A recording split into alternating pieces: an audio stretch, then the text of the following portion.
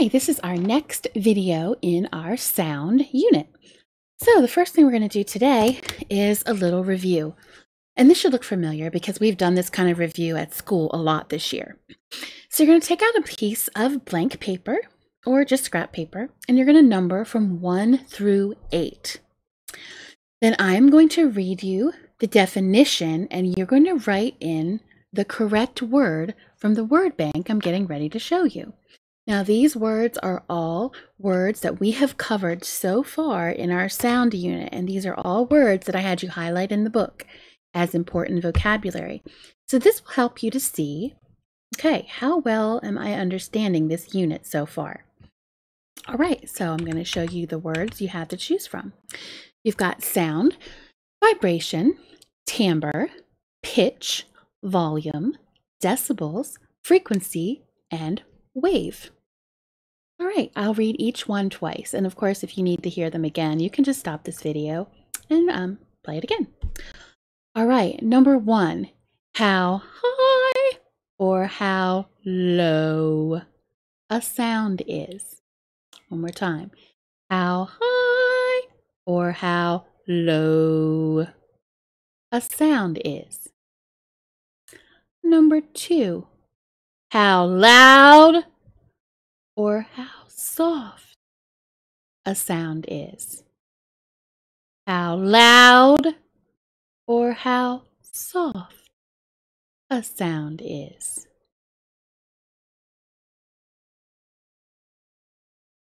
Number 3, the quality of a sound that distinguishes it from other sounds that have the same pitch and volume.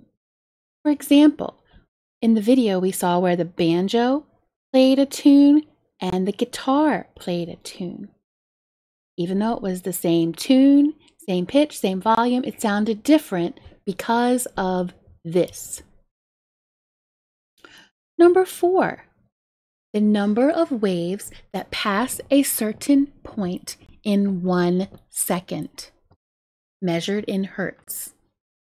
The number of waves that pass a point in 1 second, measured in hertz. Number 5, a vibration that can be heard. A vibration that can be heard. Number 6, a rapid back and forth movement. A rapid back and forth movement.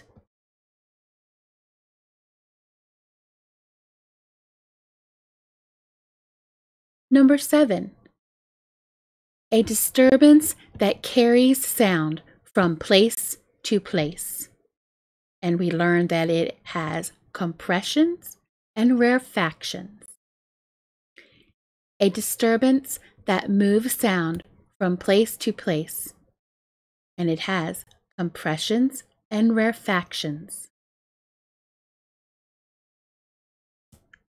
And number 8, the intensity of a sound is measured with these. The intensity of a sound is measured with these. Okay, so those are some of the main vocabulary terms for our sound unit. Now I'm going to show you the answer key, and I want you to check and see how well did you do. Here we go. Number 1, pitch. How high or how low is pitch? Volume. How loud or how soft a sound is. Timbre, the quality of the sound that makes it sound different. The banjo and the guitar play the same exact tune, same pitch, same volume, but they sound different because of timbre. Number 4, frequency, the number of waves that pass a certain point in 1 second, measured in hertz. Number 5, sound, a vibration that can be heard. Number 6, vibration, a rapid back and forth movement. Number 7, a wave, a disturbance that carries sound from place to place, has compressions and rarefactions. Number 8, decibels. The intensity of sound is measured in decibels. And in our last video, we talked about the decibel chart and we looked at some examples of that. All right, so that was just a little review. And now we are going to continue with our sound unit. So I would like you to have your book open to page 230, 230. And I would like you to follow along with me as I read. Uses of sound. Mr. Fogel used his knowledge of sound to develop a new type of technology. But sound influences technology in other areas. One example is how engineers who design bridges must understand the way sound moves through different materials to avoid a possible collapse. Many of the sounds that you hear are pleasant. People usually enjoy talking with friends or listening to music. Voices in music are beneficial sounds. These sounds can communicate information or give us pleasure. Some sounds are annoying and distracting. We often describe these sounds as noise. We usually think of a noise as a type of sound that is harsh, unwanted, or surprising. A jackhammer, children yelling, or the pop of a balloon are usually considered noises. But even these noises can be useful.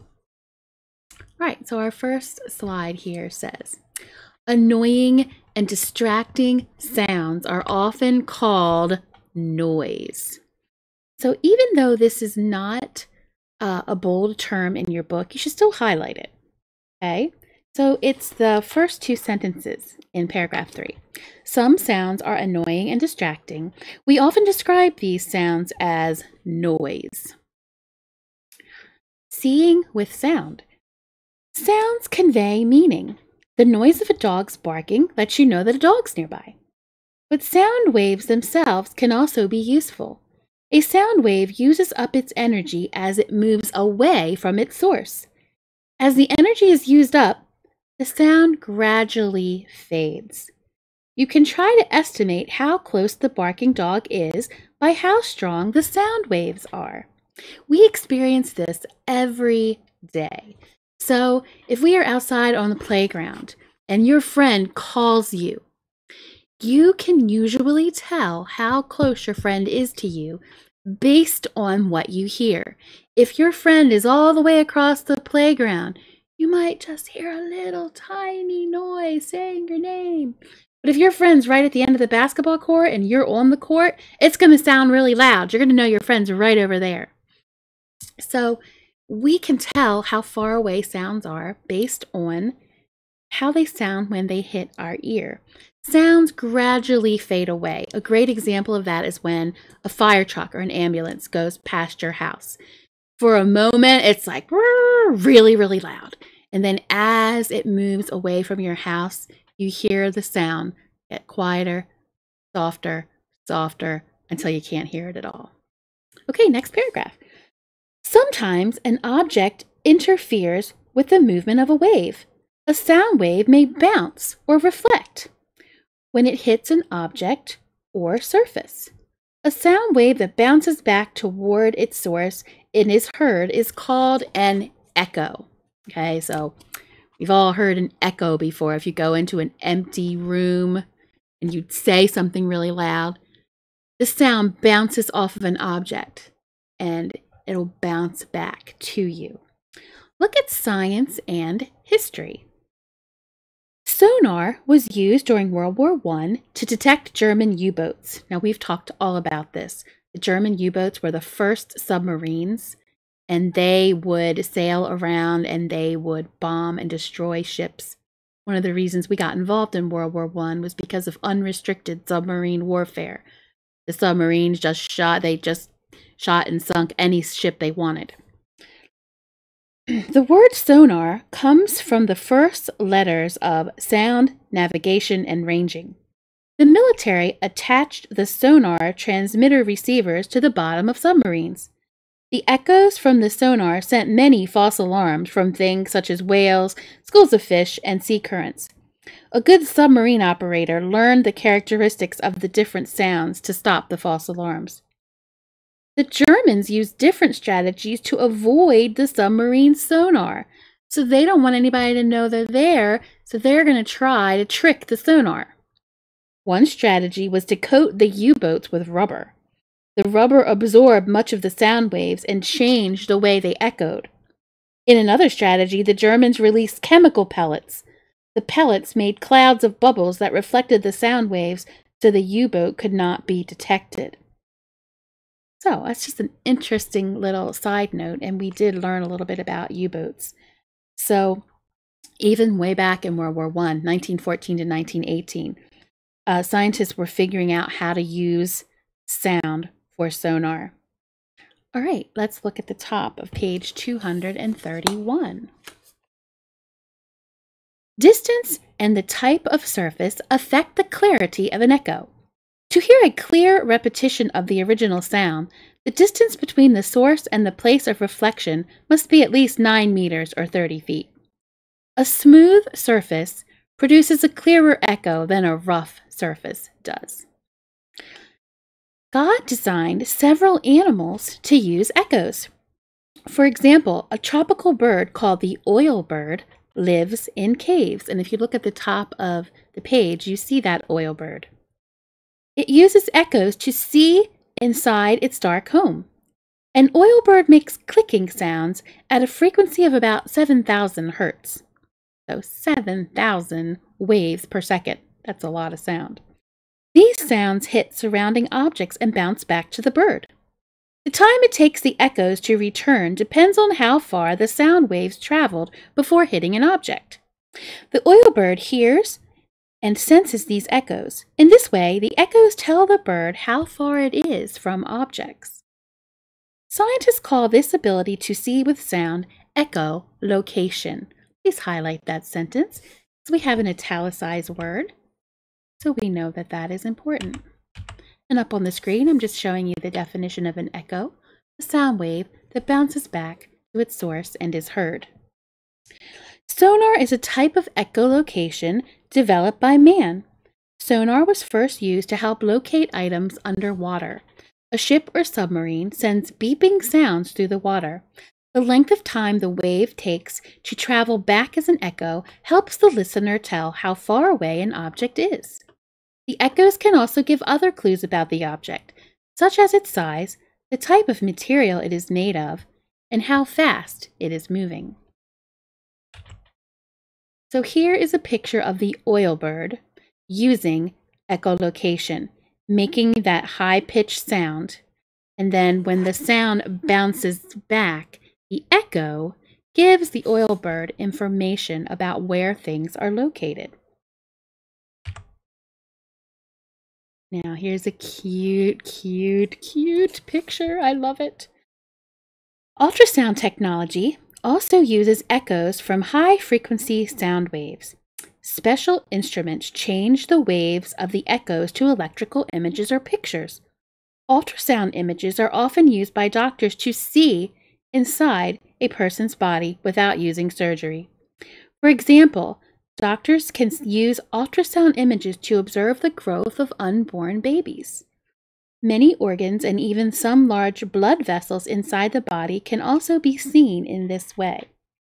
So, when your mom was pregnant with you, she had a sonogram, and that technology helped the doctor to see what you looked like inside of your mother. Now, this is the very latest technology where you can actually see everything very, very clearly. You can really see what this baby looks like. Now, back when I had my babies, my youngest is 18, my oldest is 24, we had little black and white pictures, and you could see the outline. You could get a little tiny bit of an idea what the baby looked like, but nothing like they have now. These are incredible. So, that sonar technology can be used for ultrasound as well. Okay, now I have a video for you that will give you some better description of echolocation. And when we see pictures, it just helps to make everything so much clearer. So, echolocation. When it comes to getting around, pretty much all animals rely on sight to figure out what's around them, where their next meal is and what obstacles might be in their path. Light from luminous sources like the sun bounces off the objects around us, and some of it enters our eyes, allowing us to see. But what happens when there's not enough light to see by? A few animals have evolved a versatile technique that uses sound rather than light to build a picture of their surroundings. The technique is called echolocation, and it's the source of success for animals in the air, on the ground, and underwater. But how does it work? Some of the most famous echolocators are bats. The saying, blind as a bat, is a bit of a misnomer because bats have perfectly good eyesight, but their 20/20 vision doesn't do them much good when it comes to hunting in the dark. Instead, they let out a series of very high-pitched clicks or squeaks that are so high-pitched that they're beyond the range of human hearing, which is known as ultrasound. Now, sound travels as a compression wave through the air, like this. And just like light, when a sound wave hits an object, in this case it's my hand, it bounces back. And it's that bounce back that we know as an echo. And bats and other echolocators are specially tuned to the properties of these echoes to get a good idea of their surroundings.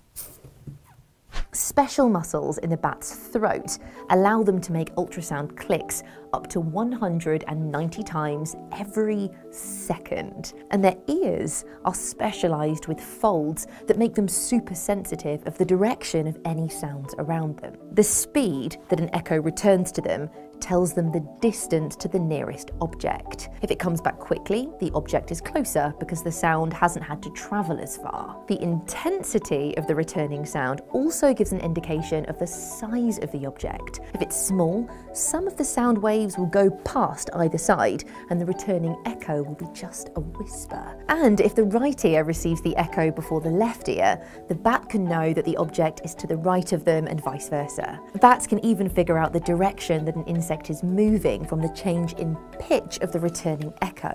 If it's moving towards them, the sound waves get squashed up and become higher in pitch. If it's moving away, the returning echo will be lower pitched. This is known as the Doppler effect, which we experience when an ambulance sounding its sirens speeds past us. Putting all of this together means a bat can figure out the size, location, proximity, and motion of their prey with pinpoint accuracy, processing the information from the echoes automatically like we process the information from our eyes. But while bats may be the master of the dark skies, the waters belong to the Odontoceti. That's toothed whales like dolphins, sperm whales, and orcas. This group of marine mammals have also harnessed the power of echolocation to navigate and hunt in deep, dark, or murky waters. Sound actually travels more than 4 times faster in water than in air, making underwater echolocation a fast-paced and deadly affair. Dolphins let out ultrasonic clicks by pushing air through their nasal passage. These last just 100 microseconds, that's a 10,000th of a second, but can help them locate objects as small as a can of tuna from a distance equivalent to the length of 2 football pitches. The sperm whale also owes its successes,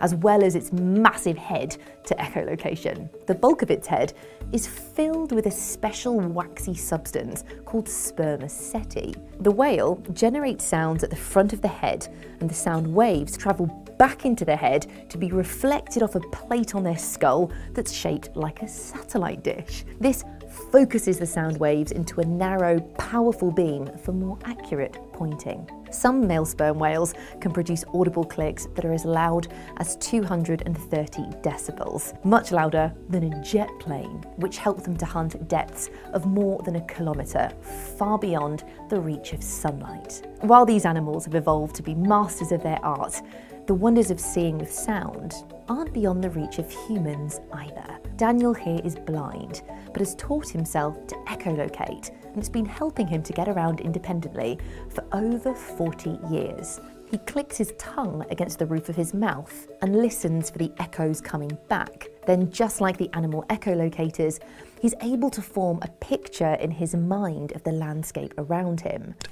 These trees are very high. The trunk is actually fairly uniform. It's almost like a pole. And it really is a picture.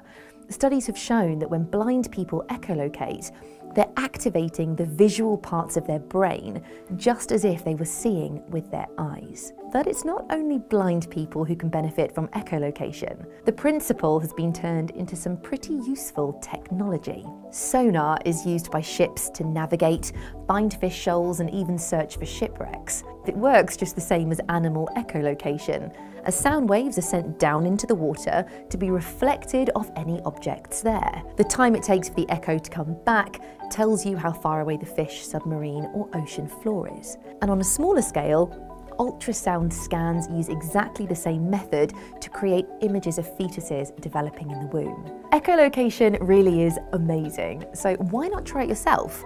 The next time you find yourself in a dark room,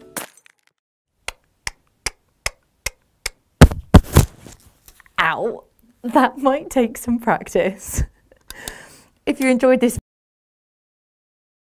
Okay, I love that video because it explained everything so clearly. So, animals use echolocation. She talked a lot about the bat, and they gave really great examples of how the bat can figure out how big the object is, what direction it's coming from, if it's getting closer, if it's going farther away. So that was a great example of echolocation, as well as the porpoise and the dolphin and the whales. They also use echolocation. And I thought it was amazing that the one whale can make sounds up to 230 decibels. We learned that an airplane taking off is about 160 decibels, and that is at the threshold of pain where our ears would be damaged. So they make even louder, they make even more intense sounds than that, which is amazing. And sonar can be used by ships and ultrasound technology to see inside your body. Now, one way ultrasound is used is for seeing a baby, but doctors use ultrasound for other things as well. I don't know, I've told you about my oldest son. He's going to be 18, but when he was born, he had a hole in his heart, and it was a pretty serious hole in his heart. So we had to keep taking him to the doctor. We had to go to Johns Hopkins, and every time we went, they did an ultrasound of his heart. So it was just like this kind of ultrasound, and they would keep monitoring his heart and checking to see how large the hole was. And I think I did tell you guys the story, but the hole in his heart completely closed up to just a pinpoint by the time he was 18 months old. So God gave us a miracle in our family back then. Okay, the next thing I would like you to do is turn to the next page in your book. We're going to do a little bit more before we're done this video. Communicating with sound, top of page 232. God gave man the need to fellowship and communicate both with him and with other people. And we know during this quarantine and COVID-19 that we really do need to communicate and spend time with other people. But don't forget that we also need to communicate and spend time with God. One of the most common forms of communication is through sound. People can praise and glorify God through speaking and singing. With their voices, people can also tell others about God's love and salvation. Singing and speaking are much alike. Both are a result of vibrations of the vocal cords inside the larynx or voice box. The muscles of the larynx lengthen and shorten the vocal cords to produce different pitches. The force of the air moving through the larynx controls the volume. So when we talk and when we sing, we are using our vocal cords inside of our larynx. So I'm going to show you one more video today, and this video is actually going to show you how your vocal cords work. Warning, there is a picture of real vocal cords. So if that kind of stuff grosses you out, close your eyes during that part. But it's very fascinating as well. Here you go. I hope you don't get queasy. I'm going to show you live video of a singer's vocal cords as she sings. You may want to sit down.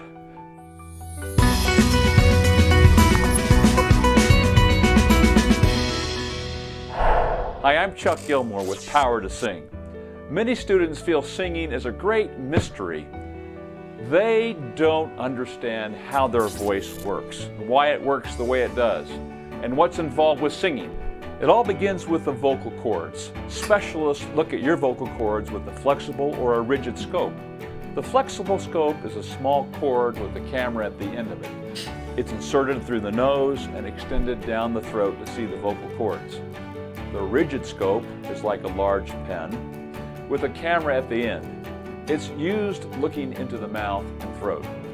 Both images look like this. This can be confusing because the vocal cords are horizontal in the throat, like this. They are not vertical, like this. When the scope sees the cords and projects it on a monitor, they look like they're vertical or up and down.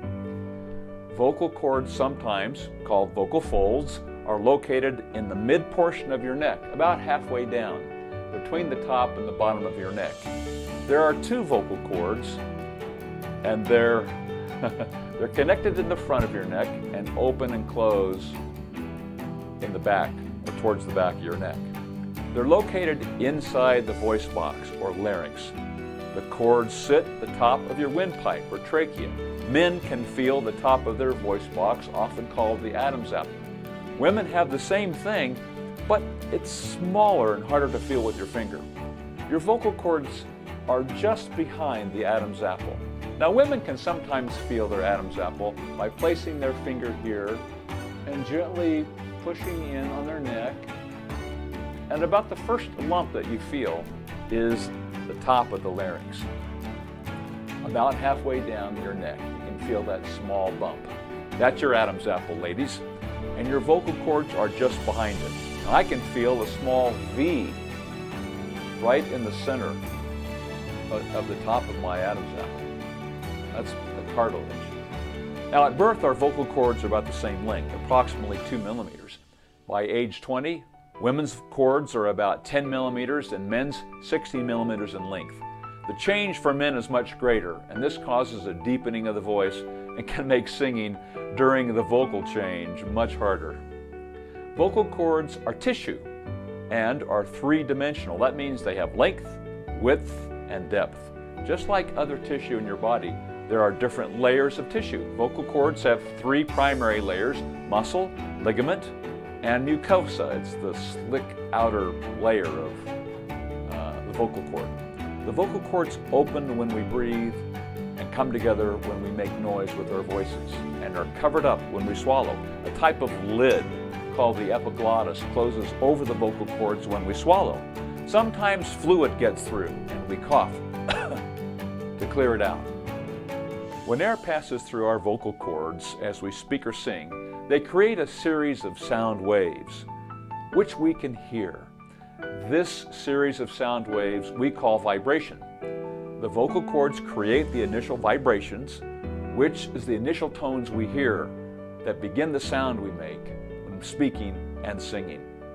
Now watch and listen as these vocal cords create the vibrations that become our voices.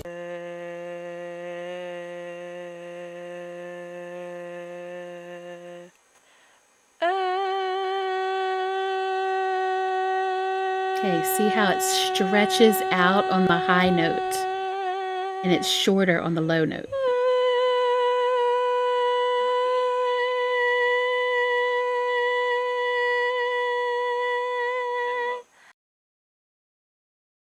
There it shows you on the high note, it's really long and thin. And then watch what happens when the sound gets lower.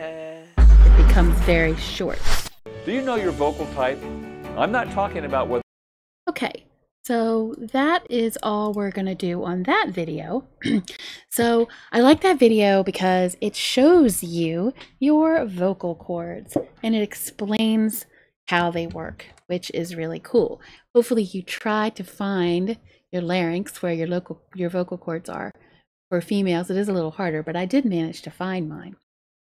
So the vocal cords stretch out when you make a high sound. My vocal cords would be stretched out. When I'm making a low sound, my vocal cords would be small and closer together. So that is how we can sing, and that is how we can talk, which is pretty amazing. And like I said yesterday in the video about the ear, God has designed us in such incredibly amazing ways. And just our ability to talk and sing is just amazing. Okay, I'm going to see. Okay, communicating with sound. We can communicate through music, singing, musical instruments. We can also communicate through electronic sounds. All right, so that is all for our video today. There is no assignment in LMS today. You will have one tomorrow when we cover more of this section of the book. All right, I'll see you next time for more about sound.